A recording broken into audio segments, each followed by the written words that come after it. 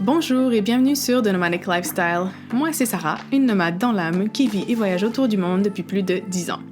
Sur ce podcast, je te parlerai donc de voyage, de backpacking, d'expatriation, de style de vie nomade, de randonnée, bref, de tout ce qui a trait à la vie en vadrouille à explorer notre merveilleuse planète.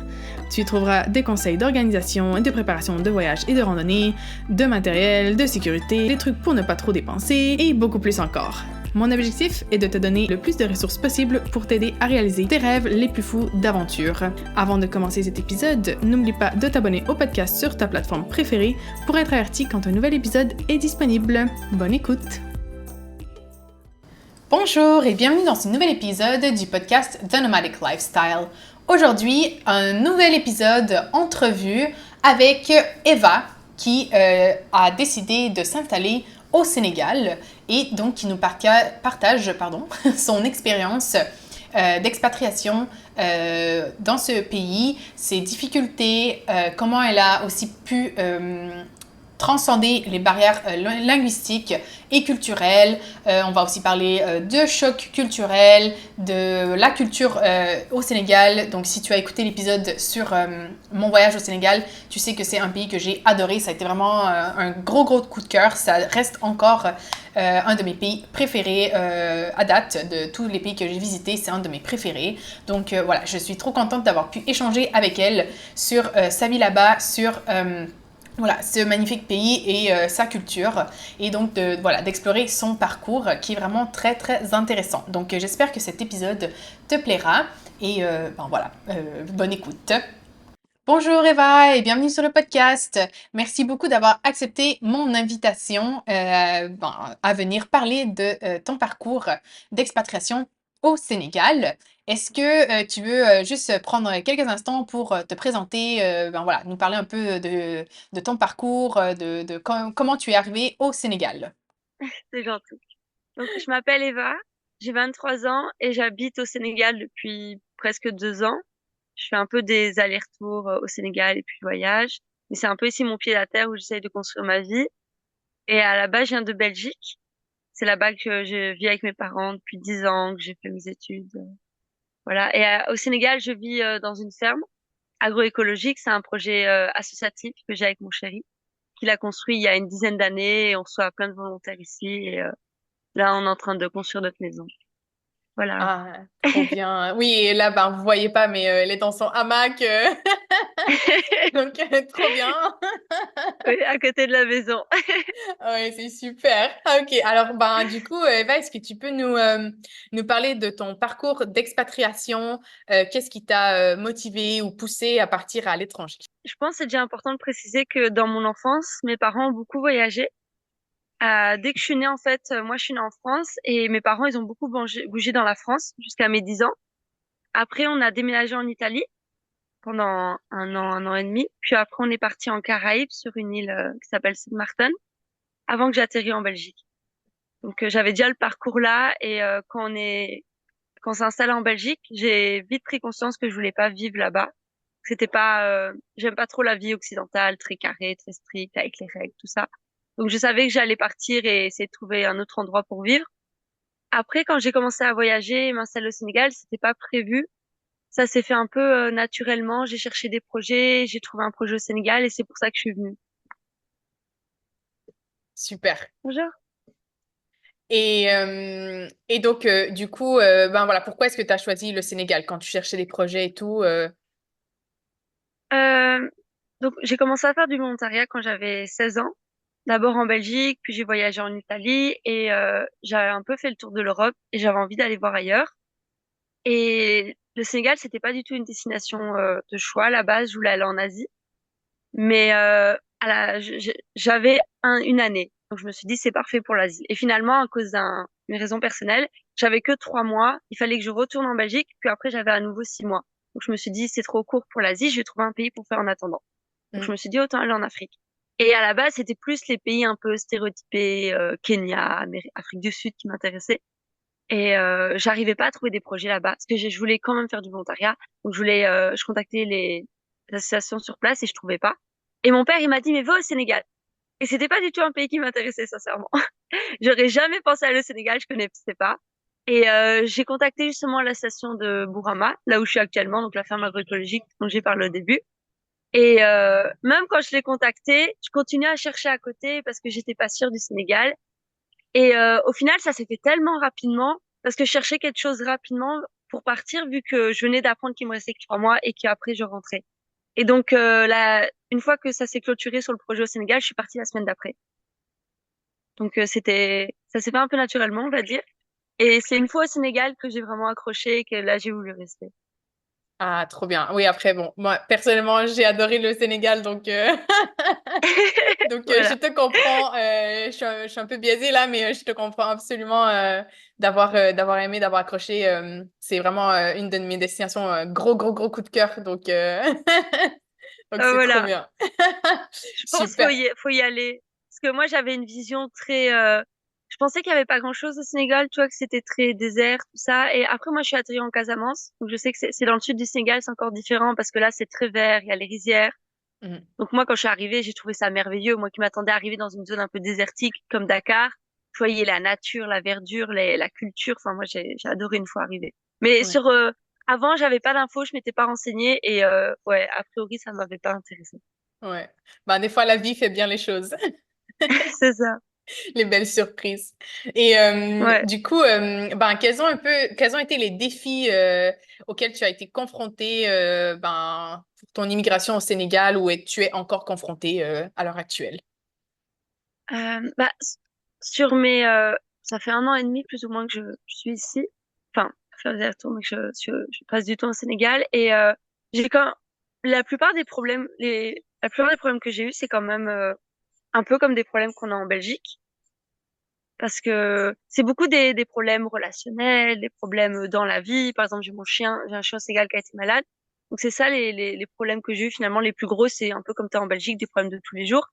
Mais sinon, lié à la culture ici, je pense que c'était surtout des chocs culturels. Euh, les conditions de vie. Moi, j'habite dans le sud, donc je crois que c'est la région la plus pauvre du Sénégal. J'habite dans la forêt, donc il n'y a pas d'électricité, l'eau vient du puits, enfin, c'est très rudimentaire. Et ça m'a pris beaucoup de temps à m'adapter, même aujourd'hui.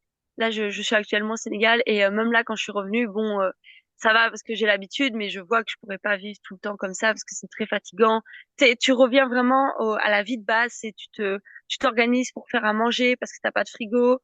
Tu cuisines, mais tu cuisines avec du feu, donc t'en as pour 3 heures à cuisiner. Puis tu fais la lessive, tu fais ça à la main. Donc en fait, toute ta journée, ça consiste juste à te nourrir, à laver tes affaires et sinon, l'autre point, je pense, c'est la nourriture. Je sais pas si tu vas être d'accord, mais je vois ton regard. La nourriture, c'est dur ici. Il n'y a pas beaucoup de choix. Ils mangent tous les jours du riz et du poisson, et quand t'as pas l'habitude et que t'es française, c'est un peu difficile. Ouais, ben, ouais, c'est clair. Bah, moi, comme j'étais 2 semaines, tu vois, c'est pas suffisant pour être saoulé de la nourriture, mais c'est vrai que il n'y a pas énormément de variété. Et moi, ce qui m'avait vraiment Ouais, frappé, c'est le manque de légumes, quoi, et de fruits. Genre, c'est pas, genre t'as pas beaucoup de légumes frais dans les plats. C'est beaucoup riz ouais, et genre poisson ou ben, du bœuf ou de la chèvre ou bref, de la viande quoi, ou du poisson. Mais ouais, il n'y a pas vraiment beaucoup de légumes et au bout d'un moment, même, c'est un peu la même chose. Genre là, je suis en Malaisie pendant qu'on enregistre là. Et c'est un peu la même chose en Malaisie. Il y a pas de légumes dans les plats et ben, j'ai passé 2 mois au total en Malaisie et au final, ben, c'est un peu en mode, tu vois de la laitue et t'es genre waouh! Alors que la laitue, c'est pas trop mon légume préféré d'habitude, tu vois, mais, mais genre, t'es juste en manque ben, de vitamines, quoi. Donc, ouais. ouais, c'est vrai. Et ouais, en Afrique, en Asie, en Amérique latine, où ils mangent beaucoup de riz à tous les repas, genre, Ah, ça, c'est dur, hein. c'est dur. Ouais, ouais, ouais. Tu sais, moi, je peux plus, hein. Là, je suis revenue au Sénégal il y a une semaine. Je vais rester plus ou moins 2 semaines. Moi, je peux pas. Là, j'ai mangé 2 fois du riz, je pense, depuis que je suis ici. Et en Belgique, j'en mange pas du tout. Ça m'a vraiment vaccinée contre le riz, là. Quand t'en manges tous Ouais. les jours, après, tu peux plus en manger. Ah ouais, non, mais je te comprends. Moi, après 5 ans en Italie, même chose, hein. Si je mange des pâtes une fois par mois, c'est énorme, quoi. Mais tu sais, par rapport à la viande, tu as encore eu de la chance parce que tu étais à Dakar, mais dans le sud, en Casamance, ils mangent pas de viande. Mais allez, ils en mangent une fois toutes les 2 semaines. Donc c'est vraiment poisson. Et même ce que je trouve à Dakar, c'était encore parce que j'ai été aussi à Kédougou et ils ont encore des variétés. Ils font du tchèb, du riz un peu cuit à l'huile, des plats un peu gras qui changent. Alors qu'ici c'est vraiment du riz blanc et du poisson cuit souvent à l'eau. Donc et des fois, moi je dis on peut pas le faire cuire au feu ou faire un peu un tchèb donc avec un peu d'huile, tu vois. Et c'est vraiment le plat de l'année quand ils font ça. Tu vois, c'est pas du tout quotidien. C'est Ah vraiment très, ouais. très, très simple ici. Ah ouais, non, je comprends. Ouais, non, c'est vrai que dans le reste du Sénégal, il y avait quand même pas mal ouais, un peu plus de diversité, quoi, de nourriture. Ouais. Donc ça allait, mais ouais, mais la nourriture, je pense, que c'est toujours un peu le point le plus difficile pour la plupart des gens, hein. Tu parles aux gens quand ils s'expatrient, qu'est-ce qui leur manque? C'est la bouffe, quoi. Mais pour l'anecdote, quand j'étais petite et qu'on avait déménagé avec mes parents en Italie, en Caraïbes, moi, ça m'avait pas marqué. Et ma mère me le disait. Ma mère, elle souffrait de la nourriture. Et moi, à l'époque là, j'avais 12 ans, tu vois. Donc, je comprenais pas. Et moi, je mangeais n'importe quoi. Et aujourd'hui, ma mère, elle rigole parce qu'elle dit, tu es comme moi quand on voyageait avant. Maintenant, je Ouais. comprends.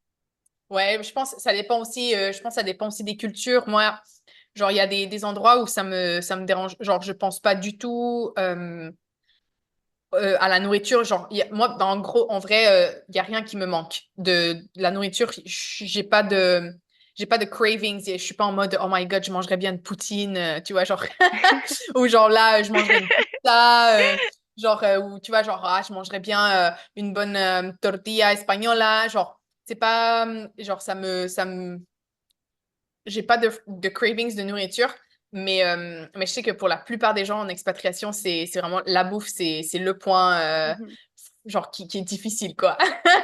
Mais c'est un luxe hein, que tu as vraiment, c'est un privilège. Ouais, oui, voilà, on se rend compte voilà, des privilèges qu'on a d'où on vient, quoi.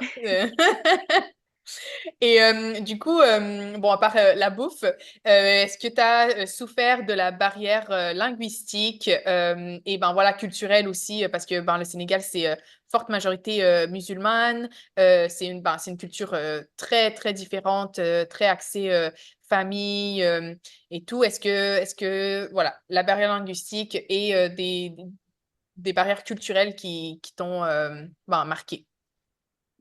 Euh, je pense que mon cas est un peu différent parce que je me suis vite mis en couple. Donc j'ai toujours été accompagnée dans mes démarches ici, dans mes relations. Donc je me suis jamais sentie abandonnée et complètement perdue avec les gens. Donc je pense que ça a dû jouer. Mais linguistique, oui et non, parce que vu que j'habite dans un village, ici, tout le monde ne parle pas français. C'est important de le préciser parce qu'on pense qu'au Sénégal, les gens parlent français. Je sais que par exemple, apparemment, en Côte d'Ivoire, ils parlent super bien français. Ici, au Sénégal, en tout cas, là où j'habite dans le village, tout le monde parle pas français. Faut le préciser. Et ça, c'est une barrière, je le sens, mais pas dans mes relations, comment dire, quotidiennes avec les gens. Quand je vais à Ziguinchor, que je fais mes courses, que je discute, bonjour, ça va, il n'y a pas de souci, même en Wolof, je me débrouille. Mais c'est plus, par exemple, la maman de mon chéri, j'aimerais plus discuter avec elle.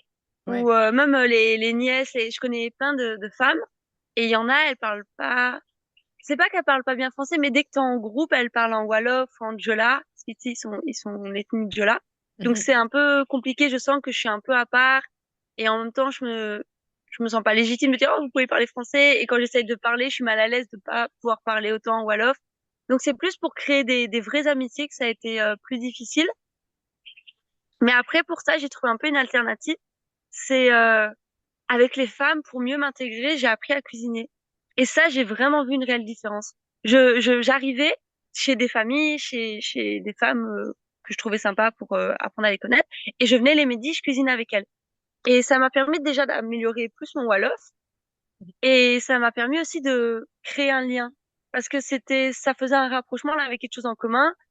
Et ça m'a beaucoup aidé à m'intégrer. Et après ça, les femmes sont plus confiées à moi. Et par exemple, après, j'étais avec des volontaires à Cap Skirring, qui est vraiment la zone touristique dans la région. On s'est retrouvés chez des Sénégalais. Et les filles étaient avec les garçons, parce que les hommes, c'est beaucoup plus facile de sympathiser avec eux, de créer des relations, mais les femmes, c'est plus compliqué. Et moi, j'ai tout de suite été vers les femmes et j'ai cuisiné avec elles. un tchèp qui était très bon d'ailleurs, je précise. Je crois que c'était le meilleur que j'ai mangé. Et tout de suite, les femmes, elles étaient ouvertes, on a discuté, on a sympathisé, alors qu'avant, ça, c'était beaucoup plus difficile de faire ça. Ah, bah c'est trop bien. Bah oui, après, c'est vrai, moi aussi, j'ai noté quand j'étais au Sénégal que les femmes sont pas très ouvertes à la communication avec les étrangers, en tout cas de prime abord, quoi. Mhm. Genre, alors que les hommes, ben voilà, c'est limite, des fois, c'est too much, quoi. T'es genre, laissez-moi tranquille. Ouais. Mais ouais, donc, ben, c'est trop bien que tu aies réussi à, ben, trouver cette porte pour la communication et tout avec les femmes. Et ben oui, mais et de toute façon, je pense que dans beaucoup de cultures, c'est aussi autour des tâches ménagères que les femmes ben, créent des liens, tissent des liens. Donc, Mhm. ouais, c'est. Ben Je voilà, pense c'est. aussi que peut-être que si les femmes ne sont moins ouvertes que les hommes au Sénégal, c'est qu'elles se reflètent moins en nous, dans le sens où elles vont être là, elles vont faire les tâches ménagères, la cuisine, rester à la maison, alors que moi, si je prends mon cas, elle est volontaire, on est à la ferme, on travaille, on bouge. Donc, il y a moins ce rapprochement qui peut être fait. Et on a eu des stagiaires à la ferme, des filles, qui étaient, parce que moi, mes amies, elles ont souvent la trentaine, 40 ans pour les femmes. Et là, c'était vraiment des jeunes de 20 ans qui étaient à la ferme, qui étaient sénégalaises. Et en discutant avec eux, elles me disaient qu'elles avaient un a priori sur les blancs. On leur disait que les blancs étaient méchants. Donc au début, elles étaient timides de venir me parler. Elles m'ont dit, ah, mais t'es gentille, t'es pas méchante, t'es pas raciste. Donc je pense qu'il y a peut-être aussi cette idée-là plus chez les femmes que les hommes. Hmm. Ah ouais, c'est Parce que intéressant les ça. femmes restent au village, alors que les hommes vont aller en ville, aller à Ziguinchor, travailler. Donc peut-être que eux, ils ont l'habitude de voir les blancs, ils voient que bah, les blancs, quand ils sont à Ziguinchor, ils passent dans la rue, ils disent rien. Alors que les femmes qui n'ont pas l'habitude de voir des blancs, ils peuvent se dire, tiens, est-ce qu'ils vont pas m'insulter ou... Ouais. Bah, c'est sûr qu'il y a le passé colonial aussi moi j'ai beaucoup d'amis sénégalais, quand même, voilà, c'est, avec surtout les Français et tout, ben, il y a un peu genre, comment dire? Ben oui, un genre de haine, ou, bon, haine, c'est peut-être un peu fort comme mot, mais voilà, les Français ont colonisé le Sénégal, ils ont imposé leurs lois, leurs normes, leur façon de faire et tout. Donc, ouais, moi, je sais que j'ai des amis sénégalais, ils ont une perception un peu, voilà, un peu négative des Français, quoi, et des étrangers en général, des Européens, quoi. Désolée, ça a bugué. Souci. Donc, ouais, voilà, bah, non, mais j'ai rien dit de plus, hein, donc, bon. Ok. Euh, Pour réagir à ce que tu as dit, j'ai entendu une partie. Euh, Il n'y a pas beaucoup ça en Casamance. Je sais qu'on me l'a dit sur le nord, mais moi en Casamance, j'ai pas rencontré beaucoup de personnes qui, après je suis dans un village, mais même à Ziguinchor, qui ont une rancœur, on va dire, par rapport au passé colonial et aux Français. Par contre, avec la politique qu'il y a eu et les Sénégalais ici sont vraiment pour Sonko, surtout à Ziguinchor, donc c'est la ville où Sonko était le maire. Là, ils ont un problème avec Macron. Et ils parlent de la France, justement. Et ils vont pas dire, ah, j'aime pas les Français. Ils vont dire, ah, Macron, la France, c'est bien, il faut qu'ils arrêtent de nous exploiter. Et j'étais impressionnée parce que je trouvais que c'était juste comme propos et il n'y avait pas justement ce, ah, les Français, ils font chier. Non, mm. non, c'est vraiment Macron. Macron qui a mis avec Macky Sall et qui fait des contrats où on nous exploite. C'était vraiment une idée très claire, quoi. Ah, c'est bien ça, non, c'est trop cool ça. Parce que voilà, Ouais, il faut franchement, faire ça m'avait impressionnée. bah oui, parce que c'est ça, faut toujours faire la différence entre ben, la politique, qui est une petite partie sélecte de la population, et le reste, voilà, de la population, quoi, Mhm. qui est pas là, c'est pas eux qui prennent les décisions sur les politiques internationales, etc., quoi. Donc, c'est bien ça. Ouais. Ah, trop bien, trop bien. Et du coup, comment est-ce que ton expérience d'expatriation a influencé ta vision du monde, et aussi ben, ton développement personnel? Euh, je réfléchis. Je pense que alors, je vais parler du Sénégal, parce que parce que on pourrait dire même en Belgique, j'ai été expatriée ou en Italie, mais là, j'étais très jeune, donc j'avais pas, enfin, je jouais juste. Mais au Sénégal, la raison pour laquelle j'ai voulu rester ici, c'est que malgré les conditions très précaires que qu'on a à la ferme, je me suis sentie chez moi et je me suis sentie en sécurité dans le sens où j'ai beaucoup déménagé avec mes parents et par exemple actuellement mes parents sont pas propriétaires et on déménage de maison régulièrement. Là, ça fait 4 ans, je crois qu'on habite dans la maison où mes parents sont actuellement en Belgique. Donc, je me suis jamais sentie chez moi quelque part. Et là, quand je suis arrivée au Sénégal dans cette ferme, je me sentais en sécurité parce que les gens étaient accueillants. Parce que même s'il n'y avait pas grand-chose, le terrain leur appartenait, la maison, ils l'avaient construite. Même, t'as même pas besoin de demander à l'État. Tu fais pas de demande, tu construis juste la maison sur ton terrain sans problème. Et ça avait une forme, un côté rassurant en fait, parce que t'as l'eau, t'as la maison, ils ont un jardin où ils font des tomates, des concombres, t'as toujours à manger. Et même si au Sénégal, il y a beaucoup de pauvreté, il y aura jamais, c'est très rare de voir des gens dans la rue. Ça n'existe même pas, j'ai envie de dire, parce que c'est les talibés, c'est les enfants qui mendient, c'est encore différent. Mais tu as toujours une famille. Donc, par exemple, moi, je vais n'importe où au Sénégal, j'ai des gens qui m'accueillent. Et j'ai fait l'expérience d'aller dans une ville au Sénégal et de dire à quelqu'un, je peux dormir chez toi. Et je suis restée 3, 4 jours là-bas avec la famille. Donc, je pense que ça m'a rassurée. Contrairement à la Belgique et un peu la mentalité en Europe où tu dois travailler, tu dois montrer ce que tu vaux. Ici, je peux rester à la ferme et entre guillemets, ne rien faire et juste les aider, mais sans devoir montrer que j'ai une plus-value et que c'est moi qui dois rester à la ferme parce que j'en veux la peine. Je pense que ça m'a vraiment, à ce niveau-là, apporté une sécurité. Ah ouais, c'est cool. Ouais, ouais, mais en plus, ouais, c'est la famille au Sénégal, c'est hyper important mais ça te donne un filet, Ouais, quoi. Tu te sens pas seul parce que ben, tu as toujours un filet derrière toi pour t'aider quoi qu'il arrive. ouais, c'est ça. Ils Mm. sont très, très proches, franchement. Par exemple, la mère de mon chéri, on va la voir quasi tous les jours. Franchement, je crois qu'il n'y a pas une journée qui passe sans qu'on aille la voir, tu vois. Mm.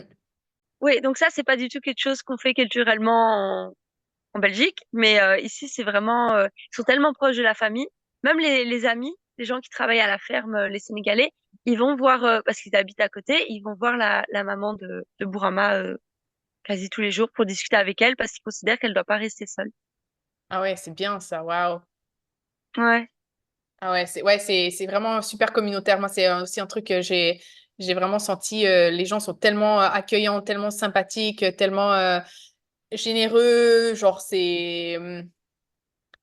ouais, c'est vraiment mhm. différent comme vibe.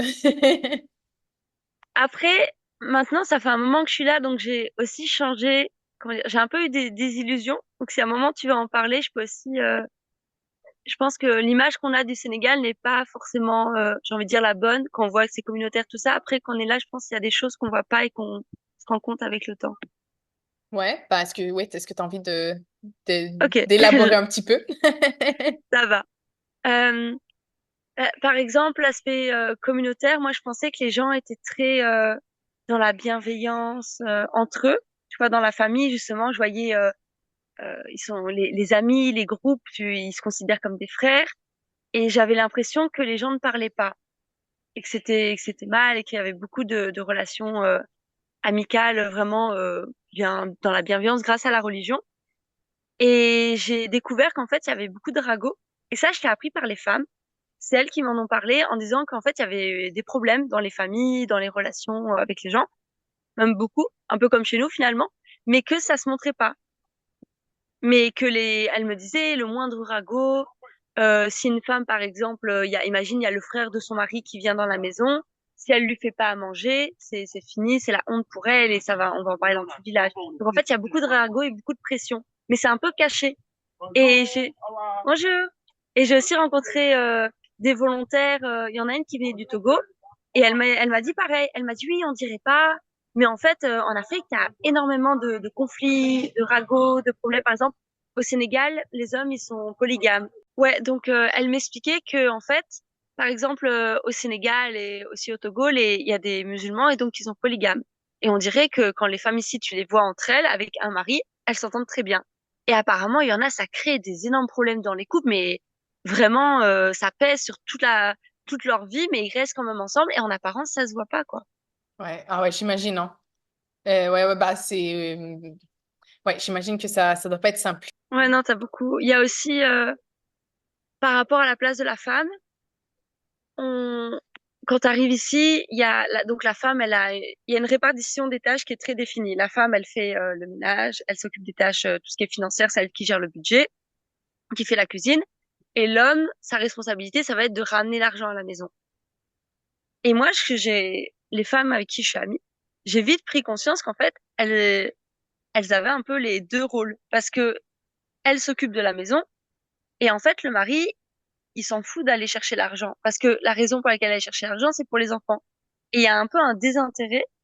Et c'est elles, du coup, qui doivent s'occuper de faire le commerce et en plus de rentrer à la maison et faire à manger. Donc, elles s'occupent de chercher l'argent et elles s'occupent de faire toutes les tâches de la femme, entre guillemets, parce qu'elle peut pas le faire laisser au mari, sinon c'est la honte et on va dire qu'il faut trouver une troisième ou une quatrième femme pour son mari parce qu'elle n'est pas responsable, etc.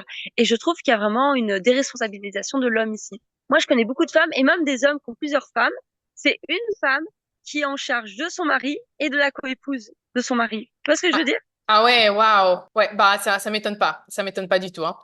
Franchement, moi, ça m'a surprise. Quand j'ai appris ça, je m'attendais pas à ça. Je pensais que les hommes, ils avaient une notion de famille autant que les femmes. C'est ça aussi qui est la beauté quand tu vas vivre quelque part, c'est que tu vois vraiment la face cachée, quoi, Mhm. du pays. Que ben, quand tu vas juste en vacances, t'as juste la belle, tu vois, tu vois généralement que les beaux aspects ou tu vois, ben, ça dépend, hein, ça dépend des pays, certains, tu vois direct aussi les mauvais aspects, mais c'est un peu la phase lune de miel, alors que quand tu vis quelque part, ben, tu peux vraiment voir genre ben, plus profondément les relations entre les personnes, comment fonctionne la société, comment les familles s'organisent, comment la société est organisée Ouais. et tout, et c'est hyper intéressant. Mais ça, on n'en parle pas beaucoup, tu vois. Parce que moi, la phase de désillusion que j'ai eue, c'est plus ou moins au 10e mois où vraiment, quand j'ai commencé à cuisiner, les femmes se sont confiées à moi. Bah, moi, je m'y attendais pas, franchement. Pour moi, moi, je suis arrivée ici, je pensais que le Sénégal, c'était tout beau, tout rose, les gens étaient gentils. Et quand j'ai eu cette désillusion sur d'autres points, voilà, sur plusieurs points, j'ai eu ça, ça m'a surpris. Vraiment, j'ai eu, émotionnellement, ça a été un peu dur. Pendant un mois, j'ai un peu eu Enfin, on parle souvent de choc culturel. Il y a une courbe, on dit que c'est positif, négatif. Bah, je sais pas si Ouais. ça a été ça, mais vraiment, ça m'a mis un petit coup de dalle en disant, ah, bah, le Sénégal, c'est pas trop comme je pensais. Après, j'ai toujours envie de vivre ici, j'ai quand même construit ma maison, mais ouais, sur le coup, je me suis un peu remis en question. Ouais, bah c'est normal, hein, ça arrive toujours. Au début, tout est beau et tout. Et là, ben voilà, la phase de lune de miel dure plus ou moins longtemps selon ben voilà, ta propre perception, le pays, etc.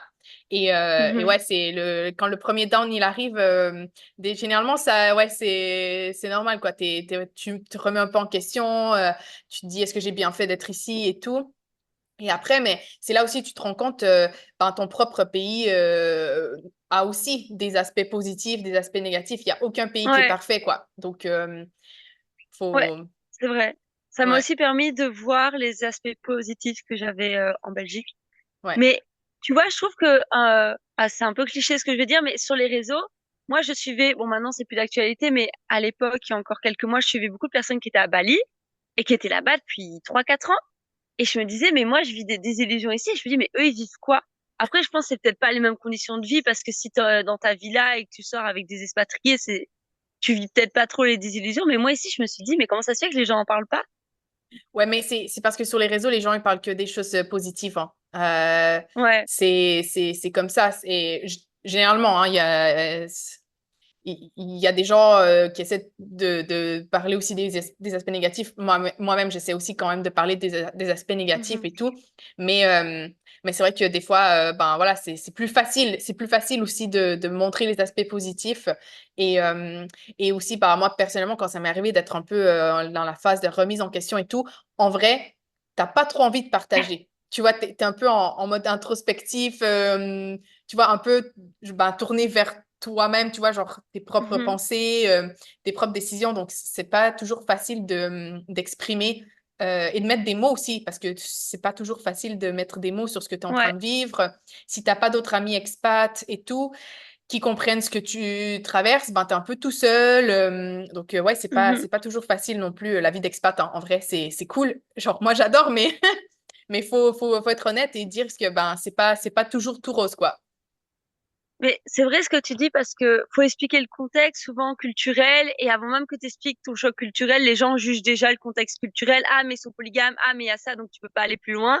Ouais. Et aussi, par exemple, moi, je sais qu'au Sénégal, mes amis, ils pensaient trop que j'étais, bah, comme un pont Vali, dans une villa à Cap Skirring, au bord de la plage, je buvais des cocktails, alors que je suis dans une ferme sans électricité, avec des sauterelles dans mon lit, en train de manger du riz au poisson, tu vois. Et j'ai vu un décalage. Et je pense que ça a pris du temps qu'on comprenne que mes conditions de vie étaient plus dures qu'en Belgique, parce que on imagine que quand on est dans un pays plus pauvre, c'est pour profiter et avoir une vie un peu de luxe là-bas. Ouais, ce qui arrive hein, des fois, mais pas tout le temps, Mhm. quoi. C'est pas Ouais. nécessairement et voilà. Et même, ok, si tu vas dans un pays où le coût de la vie il est plus bas, mais ben justement, ok, même si tu as plus d'argent, il y a quand même des choses qui sont pas au même, tu vois, au même niveau que ce à quoi on est Mhm. habitué en Europe ou en Amérique du Nord, quoi. Donc ça reste quand même Ouais. qu'il y a des chocs, il y a des certains aspects où ben voilà, c'est tu fais un échange, quoi. Et tu dois faire des concessions. Donc, du coup, ben, parlons un peu de la perception des personnes, ben, de ta famille, de tes amis restés en Belgique et tout. Comment est-ce que tu gères justement les relations avec ces personnes? Est-ce que c'est difficile d'être loin? Non. C'est très simple. Non. C'est pas. J'avais l'habitude d'être loin de ma famille parce que j'ai fait mes études pendant 3 ans à l'université et c'était une ville qui était éloignée de là où j'habitais, donc je rentrais 2, 3 fois par mois. Donc ça n'a pas dérangé. Et puis j'avais aussi l'habitude l'été de partir déjà. Comme je disais, j'ai beaucoup de volontariat, donc j'avais l'habitude de partir 2, 3 mois et de pas voir mes parents.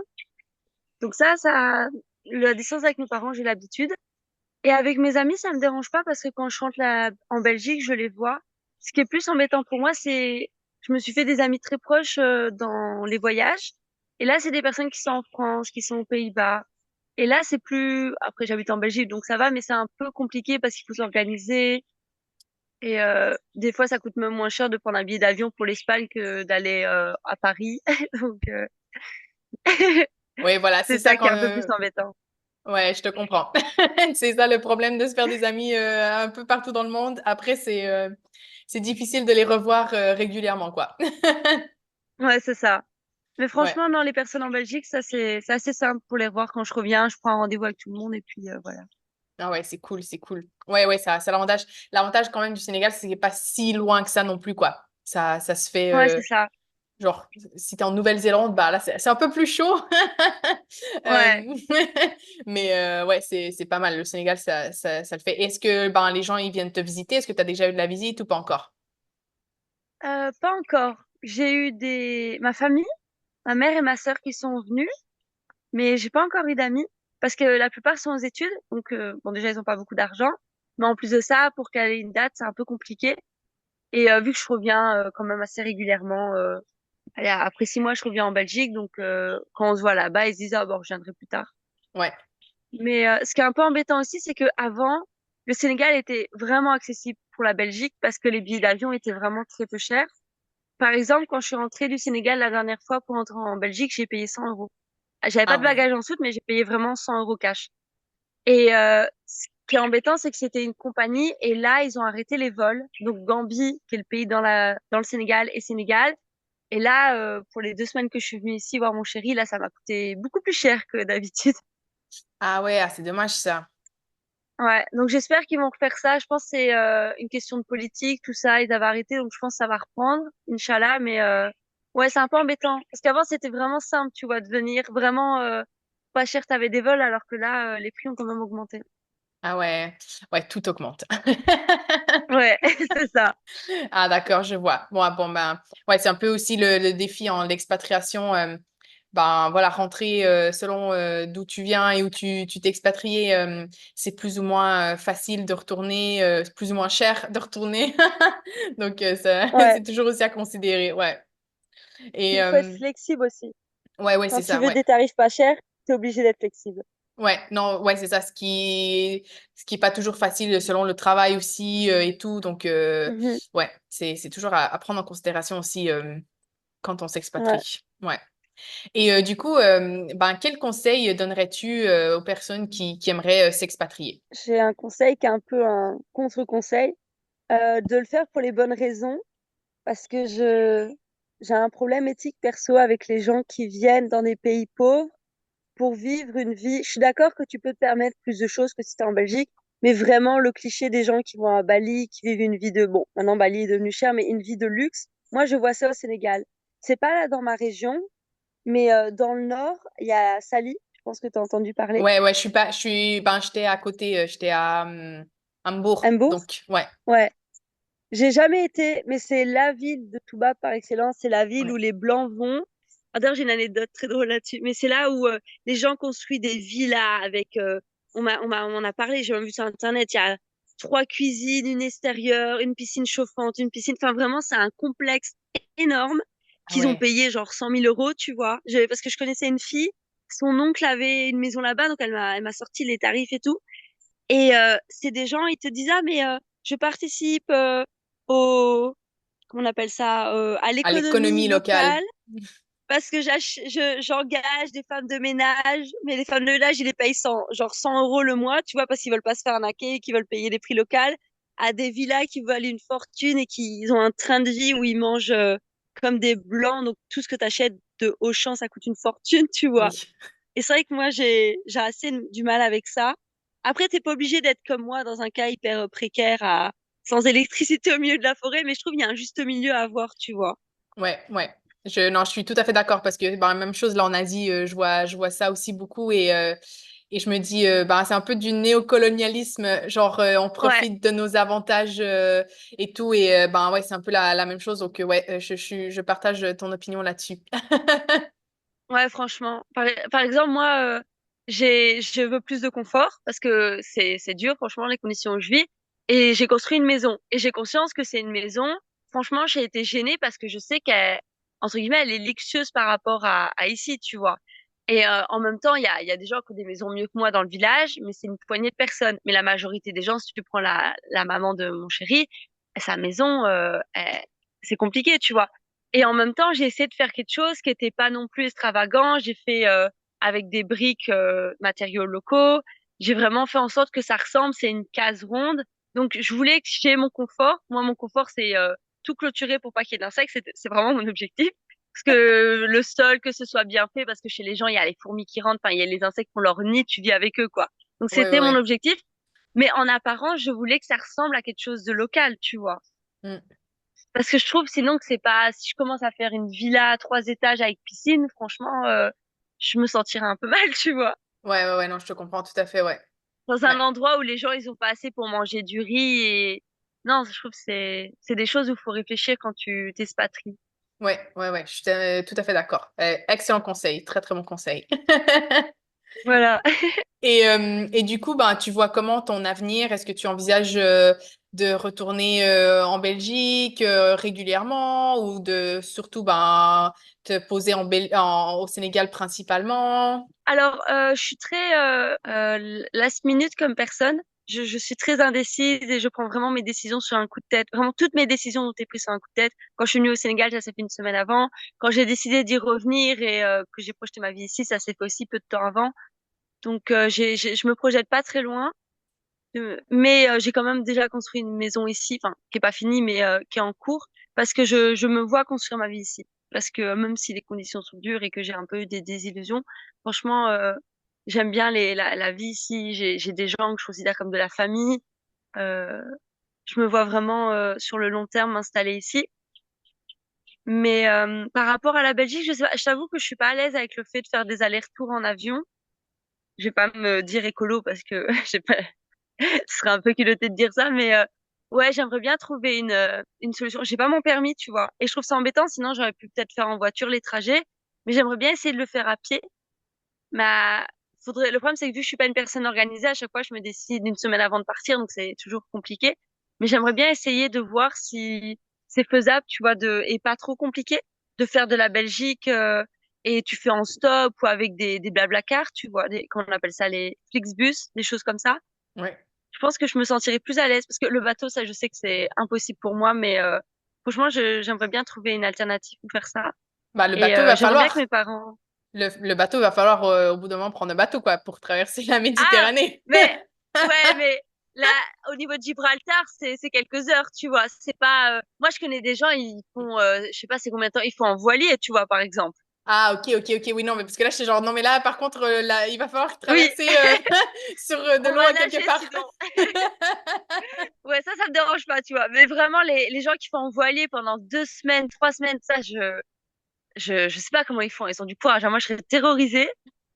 Mais ouais, niveau avenir, je me pose pas trop de questions, sincèrement. D'accord. Bah, c'est cool. Je go with the flow. C'est une bonne Ouais, façon de vivre. De toute façon, je pense que les expats, on vit tous un peu comme ça, hein. Genre, ouais, mais quand les gens ils te disent bah, combien de temps et tout, c'est généralement très ouais, difficile à dire, quoi. ça, je suis d'accord. Après, c'est compliqué parce que financièrement, faut aussi trouver une stabilité, tu vois. Et ça, Ouais. c'est la question qui va venir à un moment donné parce que j'ai pas de stabilité financière et bon, je suis encore jeune. Quand je vais en Belgique, je suis chez mes parents, tu vois. Mais à un moment donné, il va falloir se poser cette question. Et là, je pense que je vais un peu plus me projeter. Hmm. Ouais. Parce que Ouais. là, c'est un peu bizarre ce que je veux dire, mais là, vu que je suis un peu entourée de projets, je sais pas comment appeler ça, social, on va dire, on essaye de soutenir la construction d'une école, il y a l'association, il y a plein de trucs autour de moi de ce style. Et donc, c'est un peu compliqué de me dire, ah oui, il faut que je gagne de l'argent pour moi et que je me projette, enfin, avec un salaire, tout ça. Là, je suis plus dans des optiques, bon, il me faut un minimum d'argent, mais mes priorités, c'est plus, par exemple, la construction d'école actuellement, tu vois. J'essaye de Hmm. trouver des financements, tout ça. C'est un peu mes objectifs. Et je pense que les prochaines années, ça va être ça. Et une fois que il y a certains projets qui sont mis en place, je pourrais me dire, OK, maintenant, moi, il me faut une stabilité financière. Ouais, je comprends. Ouais, bah, c'est cool. C'est en plus hyper admirable que là, tu mettes les projets associatifs ben, avant même voilà, ton propre gain personnel, quoi. C'est génial. Ouais. Après, je pense que c'est pas surprenant parce que, à la base, moi, je voulais travailler dans l'humanitaire. J'avais Hmm. commencé le volontariat parce que j'étais intéressée par l'humanitaire. Et les voyages que je faisais, même aller vers le Sénégal, j'étais dans cette optique-là. Après, on a fait des partenaires avec des ONG. Bon, je vais pas commencer à faire des scandales sur Internet, mais je trouve que les ONG sont pas très clean. Je trouve qu'ils prennent de l'argent sur des projets où déjà les gens n'ont rien et qui vont réussir à gratter. Enfin, moi, j'ai des problèmes avec ça. Enfin, vraiment, même ils créent. Il y a des ONG, ils ont besoin de postes, ils vont prendre des volontaires au lieu de payer des gens, tu vois. On Ouais. dit beaucoup, oui, le volontariat touristique, etc. Faut prendre des vrais ONG. Mais quand tu vois que même les vrais ONG, ils prennent des volontaires plutôt que de payer quelqu'un, Ouais. et que quand ils font des projets sociaux, ils vont même prendre un pourcentage. Enfin, il y a plein de trucs où j'ai du mal et c'est un peu pour ça que je me suis détachée de ça et je me suis dit, bon, si j'ai, demain, je créerai mon association si j'en ai besoin, tu vois. Mais j'ai plus envie de travailler avec des associations comme ça. Ouais, ben voilà, il faut de toute façon, l'important c'est de suivre ses valeurs aussi et de travailler sur des projets qui correspondent à tes valeurs. Donc ça, c'est trop, ben c'est hyper important, quoi.